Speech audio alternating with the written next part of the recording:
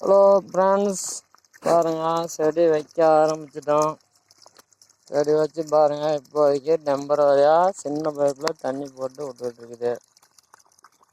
பாருங்க, இந்த மாதிரி செடி வச்ச பின்னாடியும் புளி இருக்கணும். அது கொஞ்சம் கொஞ்சமாக தான் மரம் வளர தான் துக்க ஆரம்பிக்கணும் ஃப்ரெண்ட்ஸ். பாருங்க, போய் நம்மக்கிட்ட கொஞ்சம் ஓஸ் இருந்துச்சு. ஓசை வச்சு அப்படியே ரெடிமேடாக தண்ணி பாய்ச்சிட்டு இருக்குது. அப்புறமேட்டுக்கு எல்லாம் காட்டெலாம் உழவு பண்ணிட்டு வாய்க்கால் போட்டுக்கலான்னு பாருங்க ஃப்ரெண்ட்ஸ்.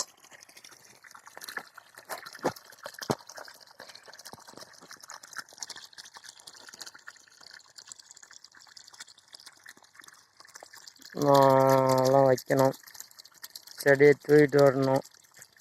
பழைய வீட்டுக்கிட்டு இருக்குது, அதனால் போய் ஒவ்வொரு செடியாக எடுத்துகிட்டு வர ஆரம்பிக்கணும். இதுக்கு மேலே பாருங்கள், ஒரு 2000 லிட்டர் பேரில் வச்சு அதில் தண்ணி எடுத்துக்கிட்டு அதிலேருந்து பாய்ச்சிட்டு இருக்குது இப்போதைக்கு.